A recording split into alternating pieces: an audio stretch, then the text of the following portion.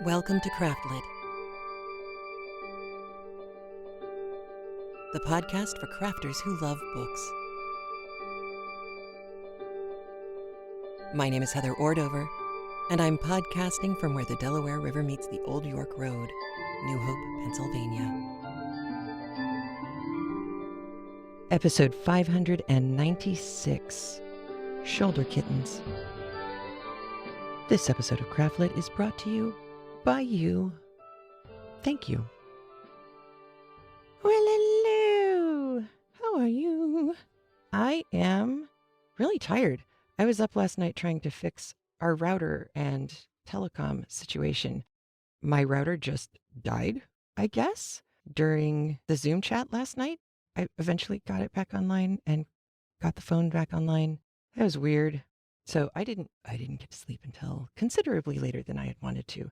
But that's okay because today I am not working. I am packing. So I guess I am working, actually.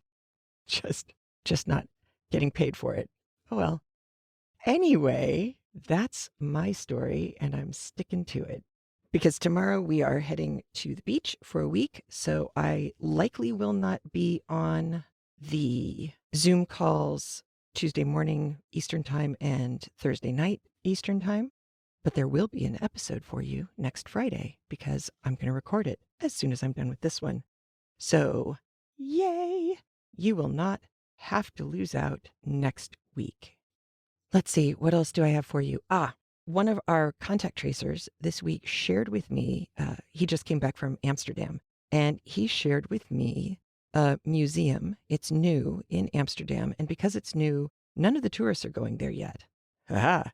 So if you're in Amsterdam, highly recommend you take a little side trip to the STRAAT Museum. STRAAT, of course, is the word for street in Dutch. And the logo design of the STRAAT Museum is STR, and the R is reversed, the way Toys R Us used to be written here in the States. STRAAT, STRAAT. So the STRAAT Museum is street art. And instead of street art being just the chalk drawings like Mary Poppins chalk drawings, Bert's chalk drawings, or murals that are painted on the sides of building walls the way that they used to be done in big old cities, New York City, Chicago. They had these, actually Boston too. I know I've seen them there. And in Derry, in Ireland, murals painted on the sides of buildings. Very long history of that happening. What the street art is at the STRAAT Museum is street canvases, big building-sized canvases that were displayed for a certain period of time, it depended, on the sides of buildings and then removed and kept, I imagine, by the artists or whoever commissioned the art and paid for it. But this museum has collected a whole messload of them. And the really cool part is it's in an old shipbuilding factory building. So, it's huge on the inside. And they've left all of the cranes and things that are connected up to the ceiling and the gantries up high. So when you walk into it, if you look up, it still looks like a giant factory. But when you look on the ground and on the walls, it is quite clearly a museum. So I'm putting a link to that into the show notes so that you can go take a gander if you so desire. It's pretty cool. And some of the art's just gorgeous. I am still playing with origami. It's interesting. There are official origami societies. There are some people who are very clear that it has to be a postcard that gets sent pronto. Other people who use rice paper, postcard-sized rice paper, which seems to be challenging to send through the mail. So I haven't really figured that out, and I haven't gone out to purchase any of the particular rice paper, the postcard-sized rice paper that people seem to use all the time, because I am just having fun playing by my own rules. But I have fallen in love with Kuretake watercolors. They're really thick and creamy. You have to water them down a lot to get them to behave like watercolors. But they've got a really interesting kind of glossy sheen to them. So they're somewhere between a non-chalky gouache and a watercolor. It's funky, but they're colors are very specifically paletted. So they're, I guess, more pastel-y than most of the watercolors I have. Actually, you know what they look like? They look like you took a regular watercolor and mixed it with some white gouache out of a tube. That's what it is. That's what it looks like. So they behave differently, which is kind of fun to play with. I've been having a good time with them. I got a little tester set from Sketchbox. Sketchbox, you can sign up, and every month, I think, you get a box in the mail that has new art supplies for you to test.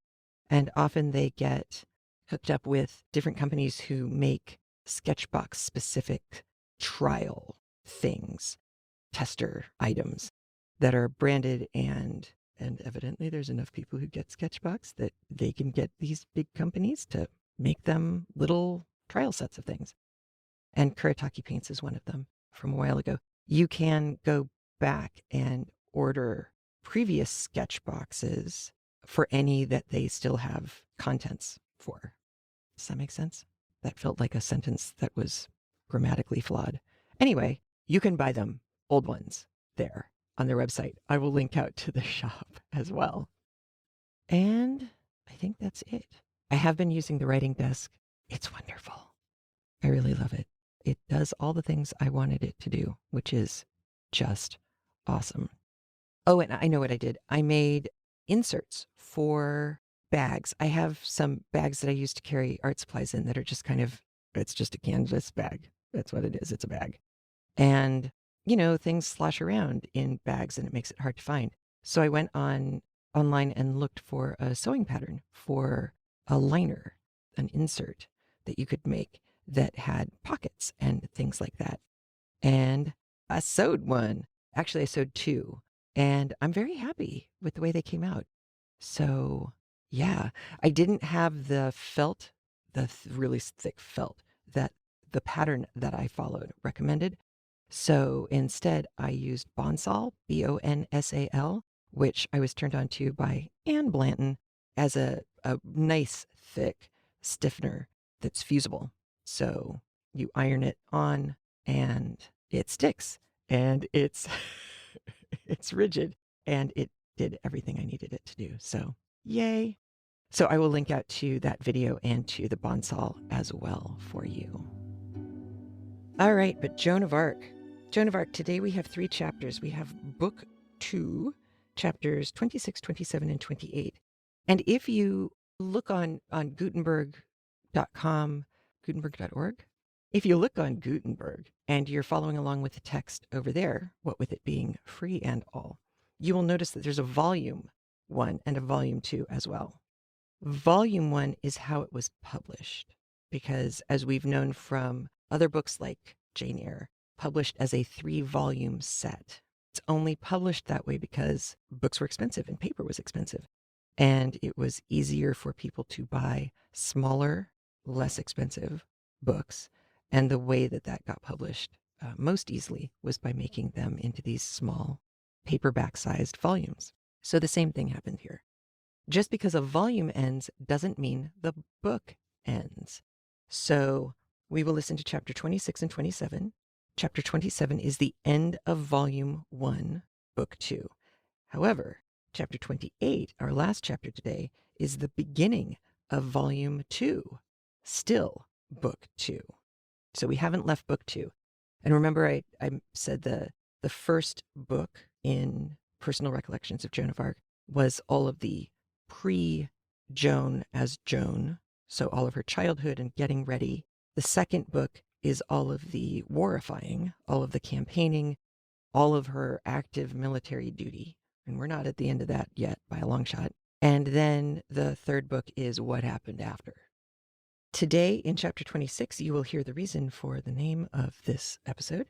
And in chapter 27, 2 words got used that I don't remember coming across before.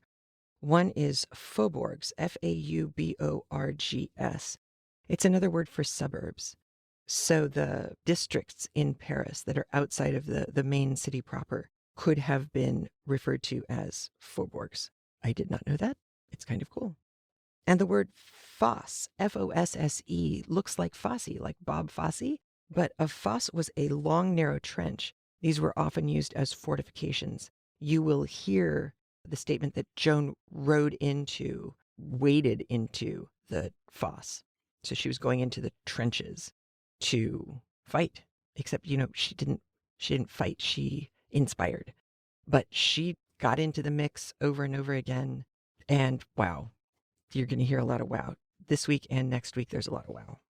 You're also going to hear some really beautiful behavior from British officers today. Again, all of this is documented and true.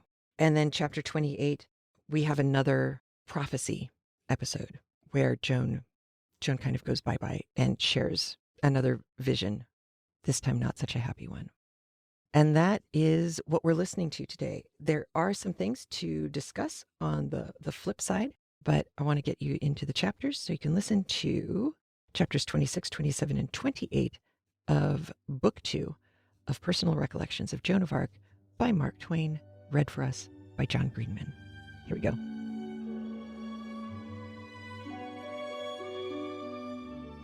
Personal Recollections of Joan of Arc by Mark Twain.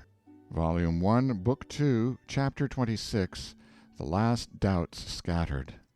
This time, as before, the king's last command to the generals was this: "See to it that you do nothing without the sanction of the Maid." And this time the command was obeyed, and would continue to be obeyed all through the coming great days of the Loire campaign. That was a change. That was new. It broke the traditions. It shows you what sort of a reputation as a commander-in-chief the child had made for herself in 10 days in the field. It was a conquering of men's doubts and suspicions, and a capturing and solidifying of men's belief and confidence such as the grayest veteran on the Grand Staff had not been able to achieve in 30 years. Don't you remember that when at 16 Joan conducted her own case in a grim court of law and won it, the old judge spoke of her as "this marvelous child"? It was the right name, you see.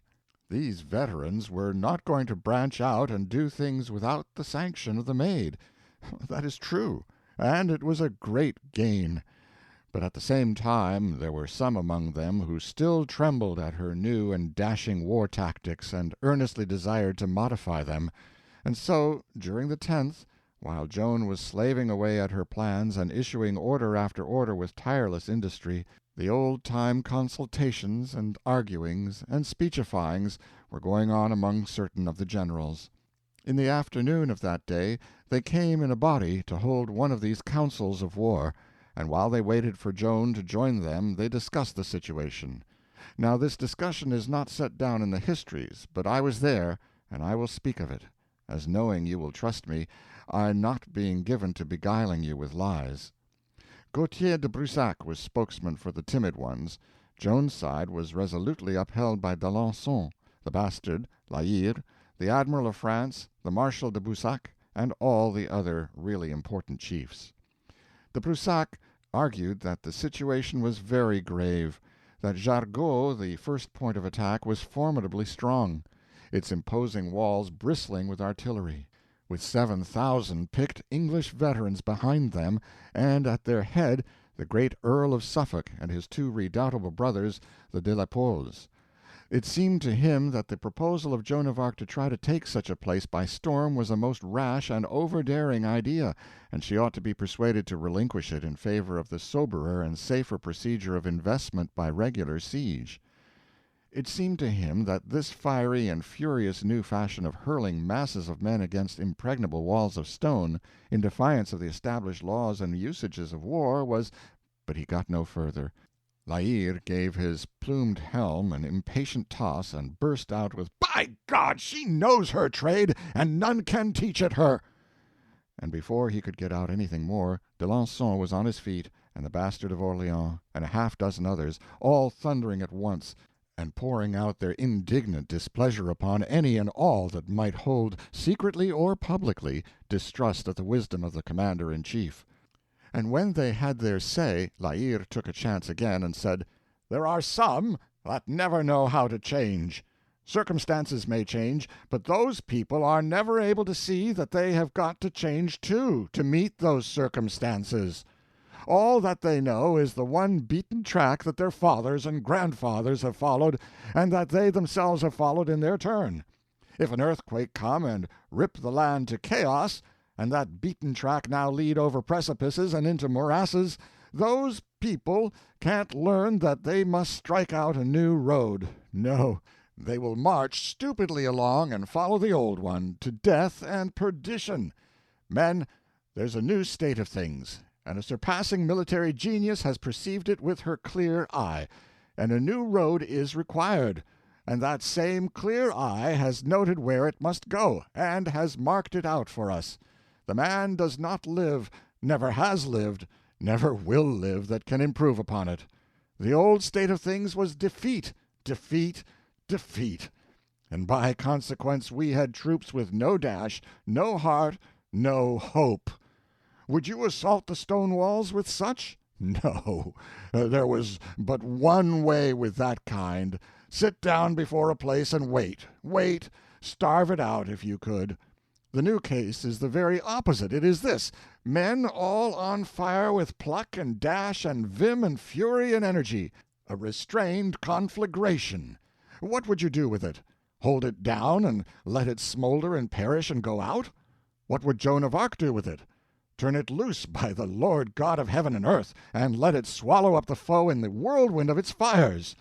Nothing shows the splendor and wisdom of her military genius like her instant comprehension of the size of the change which has come about, and her instant perception of the right and only right way to take advantage of it.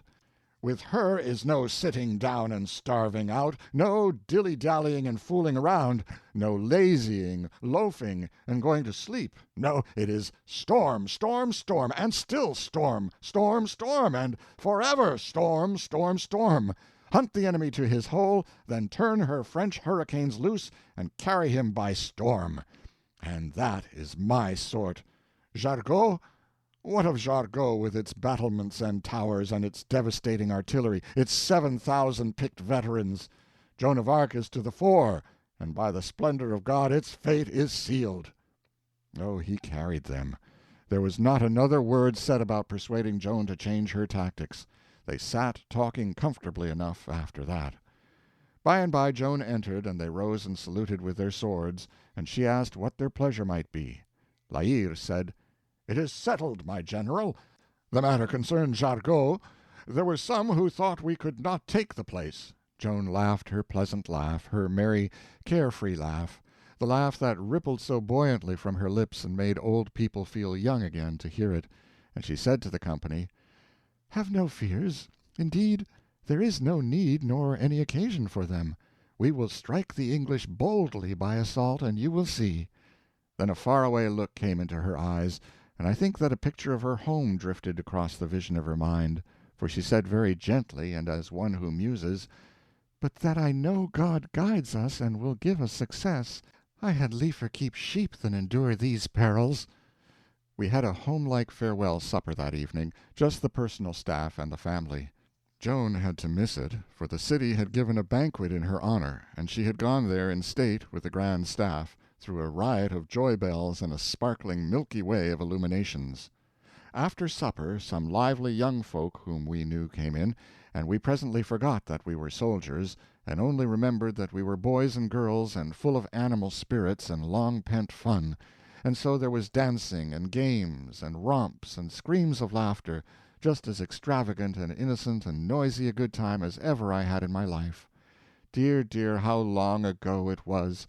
And I was young then, and outside all the while was the measured tramp of marching battalions, belated odds and ends of the French power, gathering for the morrow's tragedy on the grim stage of war. Yes, in those days we had those contrasts side by side. And as I passed along to bed there was another one. The big dwarf, in brave new armor, sat sentry at Joan's door, the stern spirit of war made flesh, as it were, and on his ample shoulder was curled a kitten asleep. End of chapter 26. Volume 1, Book 2, Chapter 27, How Joan Took Jargo. We made a gallant show next day when we filed out through the frowning gates of Orleans, with banners flying, and Joan and the grand staff in the van of the long column. Those two young de Lavals were come now, and were joined to the grand staff, which was well, war being their proper trade, for they were grandsons of that illustrious fighter Bertrand du Guesclin, Constable of France in earlier days. Louis de Bourbon, the Marshal de Rais, and the Vidame de Chartres were added also. We had a right to feel a little uneasy, for we knew that a force of 5,000 men was on its way under Sir John Fastolfe to reinforce Jargeau, but I think we were not uneasy, nevertheless. In truth, that force was not yet in our neighborhood. Sir John was loitering. For some reason or other he was not hurrying. He was losing precious time, 4 days at Etampes and 4 more at Janville. We reached Jargeau and began business at once. Joan sent forward a heavy force which hurled itself against the outworks in handsome style, and gained a footing and fought hard to keep it. But it presently began to fall back before a sortie from the city. Seeing this, Joan raised her battle-cry and led a new assault herself under a furious artillery fire. The Paladin was struck down at her side, wounded, but she snatched her standard from his failing hand and plunged on through the ruck of flying missiles, cheering her men with encouraging cries.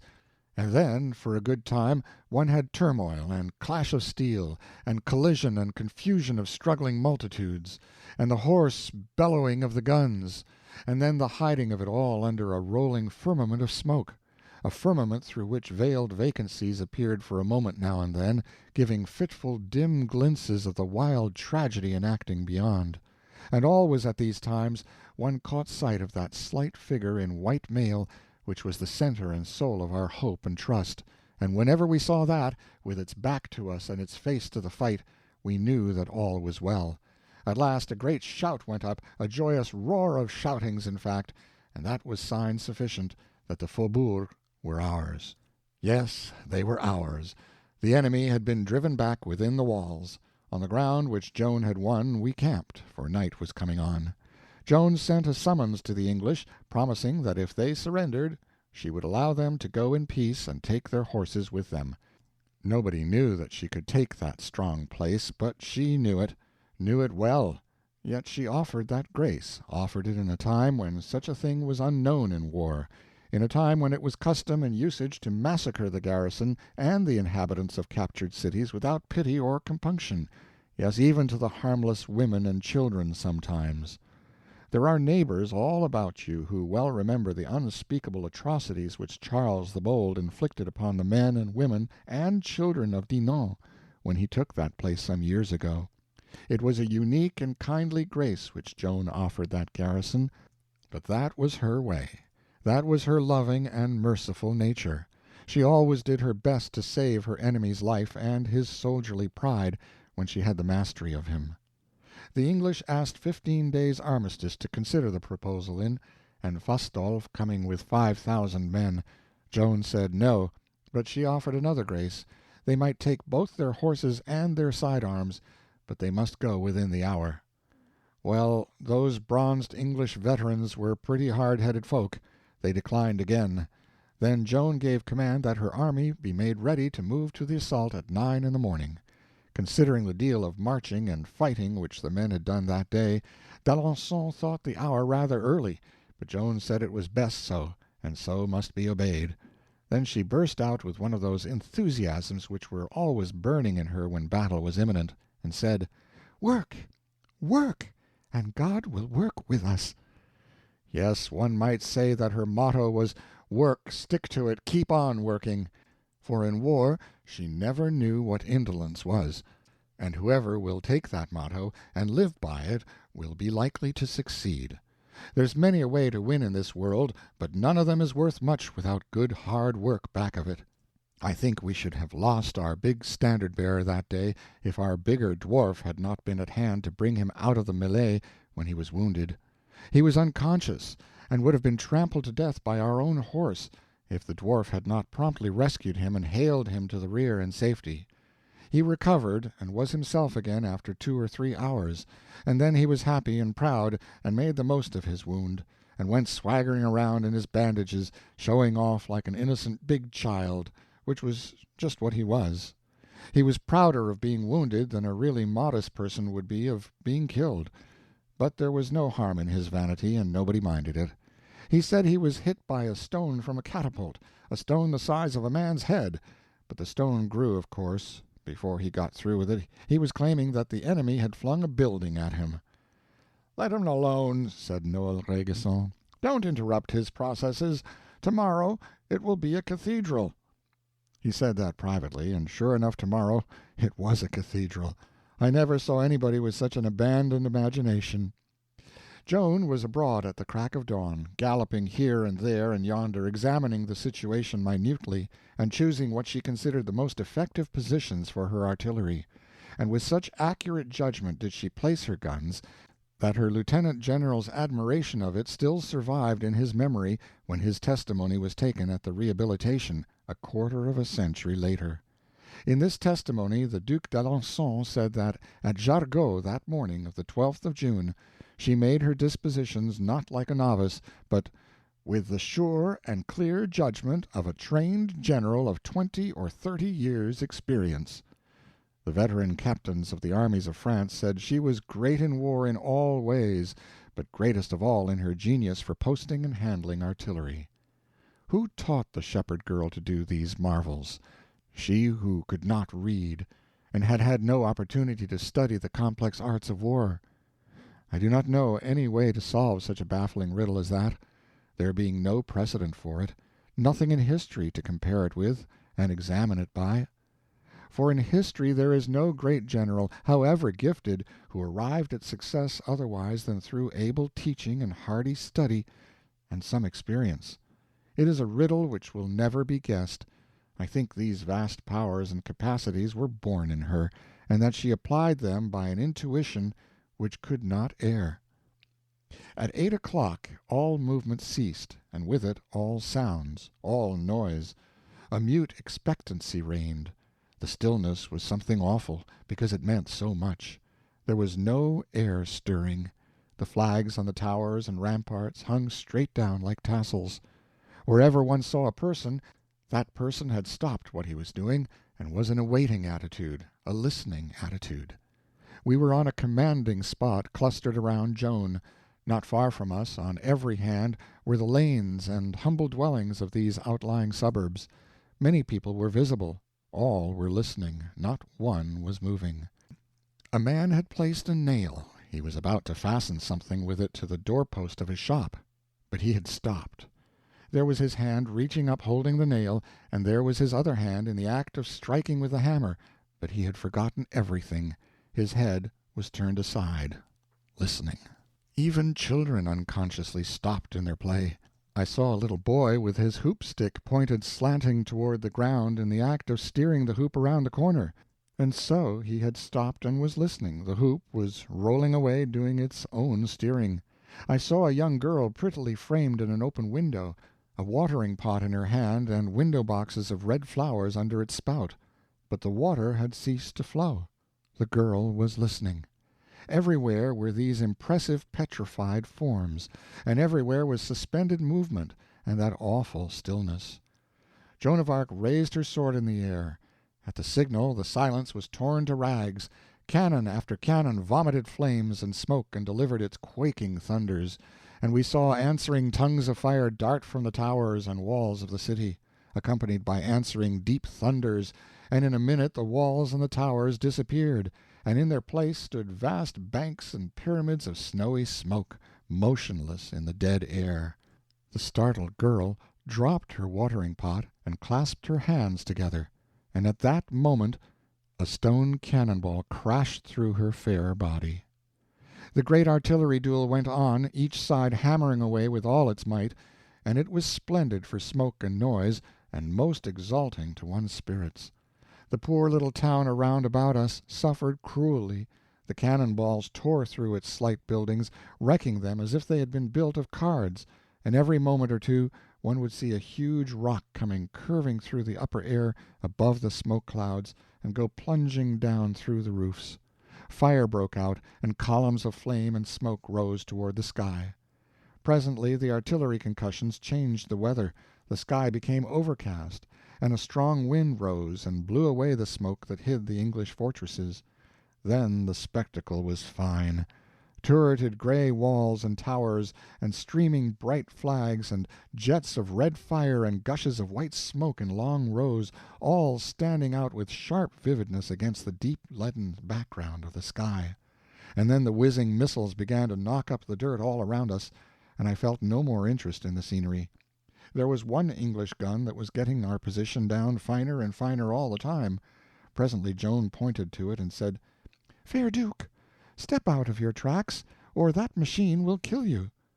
The Duke d'Alençon did as he was bid, but Monsieur de Lude rashly took his place, and that cannon tore his head off in a moment. Joan was watching all along for the right time to order the assault. At last, about 9 o'clock, she cried out, "Now! To the assault!" and the buglers blew the charge. Instantly we saw the body of men that had been appointed to this service move forward toward a point where the concentrated fire of our guns had crumbled the upper half of a broad stretch of wall to ruins. We saw this force descend into the ditch and begin to plant the scaling ladders. We were soon with them. The lieutenant general thought the assault premature, but Joan said, "Ah, gentle Duke, are you afraid? Do you not know that I have promised to send you home safe?" It was warm work in the ditches. The walls were crowded with men, and they poured avalanches of stones down upon us. There was one gigantic Englishman who did us more hurt than any dozen of his brethren. He always dominated the places easiest of assault, and flung down exceedingly troublesome big stones which smashed men and ladders both. Then he would near burst himself with laughing over what he had done. But the Duke settled accounts with him. He went and found the famous cannoneer Jean le Lorrain, and said, "Train your gun! Kill me this demon!" He did it with the first shot. He hit the Englishman fair in the breast, and knocked him backward into the city. The enemy's resistance was so effective and so stubborn that our people began to show signs of doubt and dismay. Seeing this, Joan raised her inspiring battle cry and descended into the fosse herself, the dwarf helping her and the paladin sticking bravely at her side with the standard. She started up a scaling ladder, but a great stone flung from above came crashing down upon her helmet and stretched her, wounded and stunned, upon the ground. But only for a moment. The dwarf stood her upon her feet, and straightway she started up the ladder again, crying, "To the assault, friends! To the assault! The English are ours! It is the appointed hour!" There was a grand rush and a fierce roar of war cries, and we swarmed over the ramparts like ants. The garrison fled. We pursued. Jargo was ours.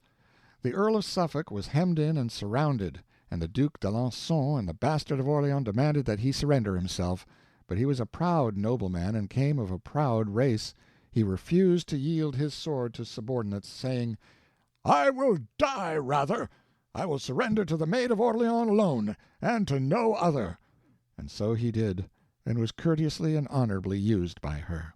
His two brothers retreated, fighting step by step toward the bridge, we pressing their despairing forces and cutting them down by scores.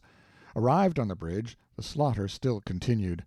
Alexander de la Pole was pushed overboard or fell over and was drowned. 1,100 men had fallen.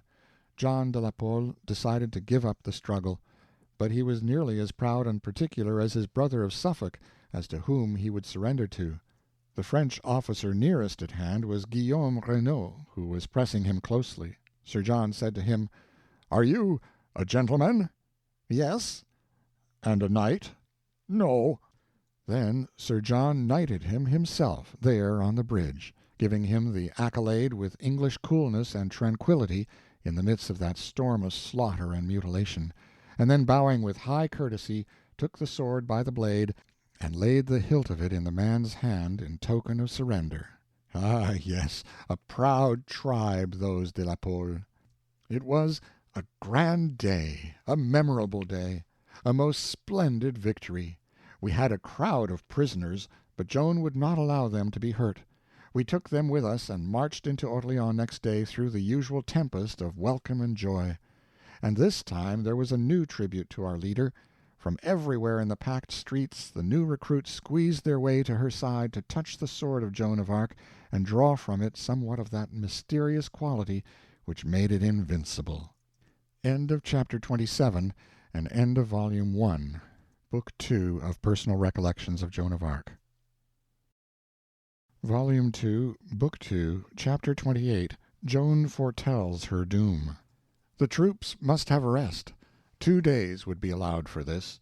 The morning of the 14th I was writing from Joan's dictation in a small room which she sometimes used as a private office when she wanted to get away from officials and their interruptions.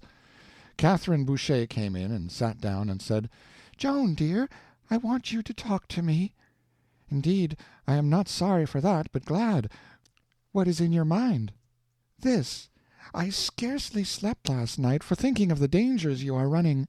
The Paladin told me how you made the Duke stand out of the way when the cannon-balls were flying all about, and so saved his life." "Well, that was right, wasn't it?" "Right, yes, but you stayed there yourself. Why will you do like that? It seems such a wanton risk." "Oh, no, it was not so. I was not in any danger." "How can you say that, Joan, with those deadly things flying all about you?" Joan laughed and tried to turn the subject, but Catherine persisted. She said, "It was horribly dangerous, and it could not be necessary to stay in such a place. And you led an assault again. Joan, it is tempting Providence. I want you to make me a promise. I want you to promise me that you will let others lead the assaults, if there must be assaults, and that you will take better care of yourself in those dreadful battles. Will you?" But Joan fought away from the promise and did not give it. Catherine sat troubled and discontented a while, then she said, "Joan, are you going to be a soldier always? These wars are so long, so long. They last forever and ever and ever." There was a glad flash in Joan's eye as she cried, "This campaign will do all the really hard work that is in front of it in the next 4 days. The rest of it will be gentler, oh, far less bloody. Yes, in 4 days France will gather another trophy like the redemption of Orleans, and make her second long step toward freedom." Catherine started, and so did I. Then she gazed long at Joan like one in a trance, murmuring, "4 days, 4 days," as if to herself and unconsciously. Finally she asked, in a low voice that had something of awe in it, "Joan, tell me, how is it that you know that? For you do know it, I think." "Yes," said Joan dreamily, "I know, I know. I shall strike, and strike again, and before the 4th day is finished I shall strike yet again." She became silent. We sat wondering and still. This was for a whole minute, she looking at the floor and her lips moving but uttering nothing. Then came these words, but hardly audible, "And in 1,000 years the English power in France will not rise up from that blow." It made my flesh creep. It was uncanny. She was in a trance again, I could see it, just as she was that day in the pastures of Domremy when she prophesied about us boys in the war, and afterward did not know that she had done it.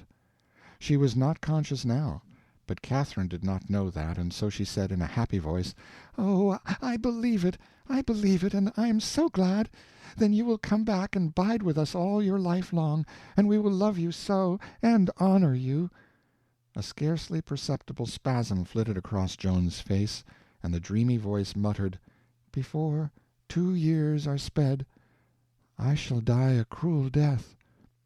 I sprang forward with a warning hand up. That is why Catherine did not scream. She was going to do that. I saw it plainly. Then I whispered her to slip out of the place and say nothing of what had happened. I said Joan was asleep and dreaming. Catherine whispered back and said, "Oh, I am so grateful that it is only a dream. It sounded like prophecy," and she was gone. Like prophecy. I knew it was prophecy. And I sat down crying, as knowing we should lose her. Soon she started, shivering slightly, and came to herself, and looked around and saw me crying there, and jumped out of her chair and ran to me all in a whirl of sympathy and compassion, and put her hand on my head and said, "My poor boy, what is it? Look up and tell me." I had to tell her a lie. I grieved to do it, but there was no other way. I picked up an old letter from my table, written by heaven knows who, about some matter heaven knows what, and told her I had just gotten it from Père Fronte, and that in it said the children's fairy tree had been chopped down by some miscreant or other, and I got no further. She snatched the letter from my hand and searched it up and down and all over, turning it this way and that, and sobbing great sobs, and the tears flowing down her cheeks, and ejaculating all the time, "Oh, cruel, cruel! How could any be so heartless? Ah, poor arbre fait de Bourlemont gone, and we children loved it so! Show me the place where it says it." And I, still lying, showed her the pretended fatal words on the pretended fatal page, and she gazed at them through her tears, and said she could see herself that they were hateful, ugly words. They had the very look of it. Then we heard a strong voice down the corridor, announcing, "His Majesty's messenger, with dispatches for Her Excellency, the Commander-in-Chief of the Armies of France." So I checked, and I cannot find where Mark Twain got the information from this secret council that Louis de Camp was supposed to have been involved with. That could be because I've missed it in the trial of reconciliation. It's hard to find a reference to a war council in the middle of all of the testimony. But either way, there is no question that a discussion like this must have happened, because all of these things that happened today and will happen next week came after. So it would make perfect sense that this conversation happened. And it would also make perfect sense that while there are still people who were perhaps questioning some of Joan's actions, there was far less trying to put one over on Joan at this point. She's kind of proven that she's got this under control. She knows what she's doing enough for them. And her placement of artillery, yes, is in the trial of reconciliation. People who had not trusted her at the outset did eventually say they have no idea how she could have been so intuitively accurate as to where she placed her artillery and things like that. So that's also kind of cool. That image at the end of chapter 26, the image of the dwarf asleep, guarding the place with the kitten on his shoulder. It is such a Twainy moment, and I am a sucker for moments like that. I love that image so much. It took me listening to these chapters, because these are complicated chapters this week and next week. They're complicated militarily, partially because obviously we're just not used to war like this in our modern era. And of course, anytime I look at movies like Henry V or any movie where there's any kind of hand-to-hand combat or horse-to-hand combat, I watch it and think, how did anybody survive? It's a mystery to me how that happened. It looks like everybody's just going to get at least a limb hacked off, because swords glance off people and armor and things. And anyway, the other thing that has always been mysterious to me is, why would anyone put ladders up against a wall and try and run up and over the top? It seems to me that in a fortification situation like that, the people at the top of the wall are going to win, unless you're talking about World War Z and the zombies. That's numbers. And right now, France does not have those numbers. And in fact, Joan is running up a ladder against a wall of a fortress and gets clonked on the head by, what was it, a rock, a piece of brickwork. She got clonked on the head and knocked out. And the dwarf, sets her back on her feet and gets her moving again, like you do. It just blows my mind. It boggles my mind that anybody came out of any of this alive. I find it extraordinary. I know armor helps, sure, but holy cow. The section at the end of chapter 27, the nobleman who refused to surrender to anyone except Joan, that's tracked. That is a known thing.